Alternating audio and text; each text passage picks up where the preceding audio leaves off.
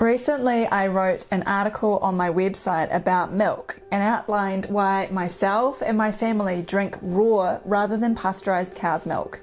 The feedback was amazing, so I decided to make a video about it.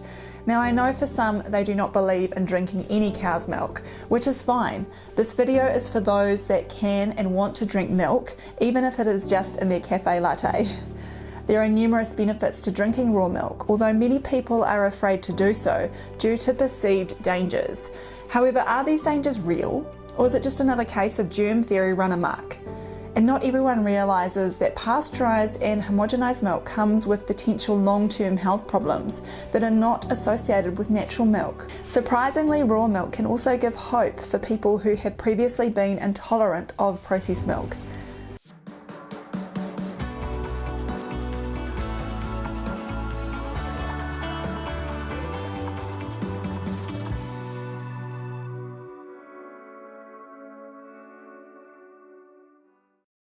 Cow's milk is one of the most commonly consumed products in the world, but like all large industries, there has been market capture and the associated narratives that go along with it.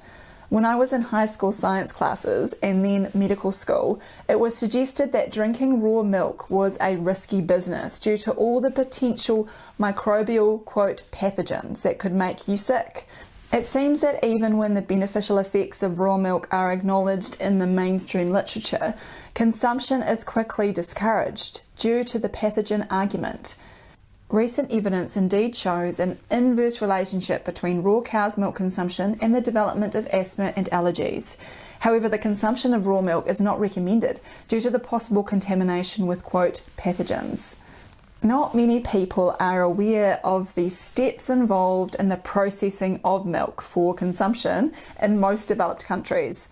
Apparently this is to make it, quote, safe through a process of dramatically adulterating what nature has provided. This is the process described in a 2018 European Journal of Pharmacology paper. Upon collection, which might involve machine milking, milk is cooled and stored at 4 degrees Celsius. After transport to the dairy plant, the milk is centrifuged in order to remove the milk fat, leaving skim milk. The milk fat in skim milk will be recombined in the desired ratios to obtain skimmed milk, less than or equal to 1% fat, semi-skimmed milk, 2% fat, or whole milk greater than 3.25% fat. After this standardization process, the milk is heat treated.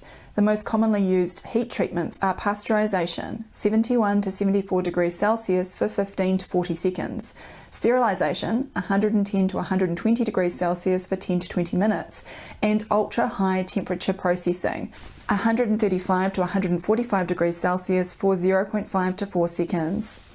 Heat treatment is often followed by homogenization, although homogenization may also take place prior to heat treatment. During homogenization, the milk is pumped under high pressure through narrow pipes. This reduces the size of the fat globules and thereby it prevents the separation of a cream layer. Homogenization increases the stability of the milk, resulting in an increased shelf life. After heating and homogenization, the milk is rapidly cooled to 4 degrees Celsius and is subsequently packaged and stored for commercial purposes. These processes completely change the microbial composition, including destroying lactase-producing bacteria, which may contribute to lactose intolerance, while also denaturing proteins and enzymes and can reduce the bioavailability of vitamins and calcium in the milk. Given the complexity of life, it is likely that one of nature's products is also being ruined in other ways that we have not yet appreciated, including the very way the fluid is physically structured, as can be seen in these comparative micrograph images. One of the other reasons I started investigating milk was that disinformation sites such as Wikipedia portray raw milk as coming with no proven benefits and only considerable risks. However, the quote evidence they cite is in the form of assertions from the FDA or the CDC's web pages. These agencies do not provide scientific evidence that untreated milk in itself is dangerous. One of Wikipedia's main citations with regards to the so-called dangers is a 2010 Scientific American article claiming that bacterial outbreaks are traced back to non-pasteurized milk. The article points to an incident where 30 people became unwell, allegedly due to the presence of bacteria alone in raw goat's milk. However, it is based on assumptions about the bacteria being pathogens, rather than evidence showing this to be the case and ruling out other causes of toxicity. What we were taught in science lessons certainly seems to inaccurately portray the role of bacteria such as Listeria in causing disease. However, I did see Consumer, a more mainstream outlet in New Zealand, ease up on the germ theory dogma in one of their 2016 reviews, in which they state, in 2015, 13 people in New Zealand got sick in outbreaks associated with raw milk. For most outbreaks, raw milk is not the only risk factor. Contact with farm animals and contact with untreated water are often mentioned. This means there's usually no definite proof raw milk caused the illness, but it's difficult to confirm because in many cases the suspected batch of milk has already been consumed. 13 is obviously a small number of people over a year, and there was no proof that it was actually raw milk that made them sick. Calves don't have any problems consuming unprocessed milk, and the same can be said for breastfed human infants, who are certainly not drinking sterilised milk. Top quality raw milk comes from healthy grass-fed cows, and the farmers I've talked to who produce raw milk for the market are very passionate about what they do. And while in most first world countries the farming standards are high, there is less incentive to produce the highest quality milk when it is destined to go to a factory to be pulled together, processed and pasteurised. In this case, and due to the reduced revenue to the individual farmers, it is more about maximising volume rather than the quality of the product.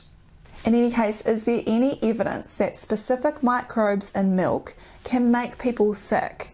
Earlier this year, Daniel Reuters, who produces the Humanely podcast, performed a literature review seeking evidence that the bacterium Listeria monocytogenes is a potential, quote, contaminant in milk that can result in food poisoning. His research could not find evidence that the bacteria itself is harmful if ingested, and he commented that, I was quite surprised to learn that the way scientists were infecting animals with Listeria was by injecting the bacteria directly into their bloodstream, abdominal cavities or brains, and not by feeding them the actual bacteria. Such experiments in no way resemble the purported natural route of infection. Daniel wrote a second article on this topic, and approaching things from a terrain theory perspective allowed him to put forward alternative explanations to the pathogen argument and the inconsistent evidence used to support it. In this second article, he said, interestingly, pasteurization has been shown to degrade pesticides found in dairy milk.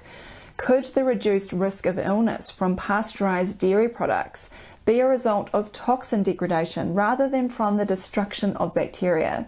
Is it possible that Listeria present in milk might be there to break down pesticides or other toxic contaminants, or for some other reason altogether? There is no doubt that milk can become contaminated, but it doesn't necessarily relate to the milk not being pasteurized or sterilized. A 2022 publication that reviewed the available scientific literature concluded that cow's milk was contaminated by pathogenic microorganisms in less than 15% of the reports. The majority of the cases related to chemical contamination with things such as metals, pesticides, and pharmaceutical compounds. As the scientific studies struggle to show that ingestion of alleged bacterial pathogens alone causes disease, it suggests to me that demonizing raw milk is another case of germ theory nonsense. Naturally, careless animal husbandry or poor processing and storage practices of any type of milk can lead to a toxic product. And even if the microbes themselves are not harmful, toxic byproducts may be produced as they decompose aging or incorrectly stored milk. Once again, it is all about the terrain and encouraging others to see that the pathogen theory is deficient.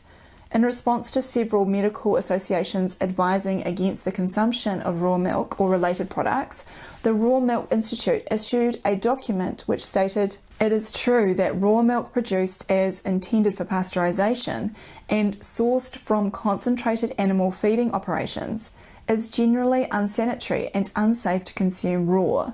However, raw milk that is carefully and intentionally produced for direct human consumption is a low-risk food with superb nutritional benefits. This type of raw milk is wholly different from raw milk being produced in unhygienic conditions. My advice would be to get your raw milk from a good source, as close as possible to where you live. If you are lucky, that would mean you have your own cow. The next best thing is to get to know the farm where your milk comes from. If you can, talk to the dairy farmer and find out what their philosophy is with regards to how they care for their livestock. In Christchurch, New Zealand, we are very fortunate to have Aylesbury Creamery as our local raw milk supplier.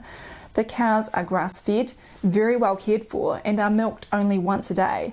The milk comes straight from the cows and is delivered to our doorstep in recyclable glass bottles just a few hours later.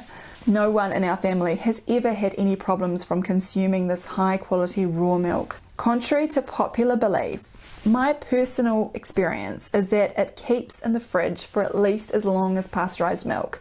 I have consumed it throughout pregnancy, and it was easily introduced into the diets of some of our children from the age of 7 months. On introduction, it can be watered down a little by adding about 1 part pure water to 4 parts milk. Our older children even started requesting more milk after switching exclusively to raw milk. And if you are a keen home cook like myself, you will certainly appreciate its superiority in everything from smoothies to all kinds of home baking. I don't drink coffee, but my husband Mark assures me it is a far better milk for a flat white as well.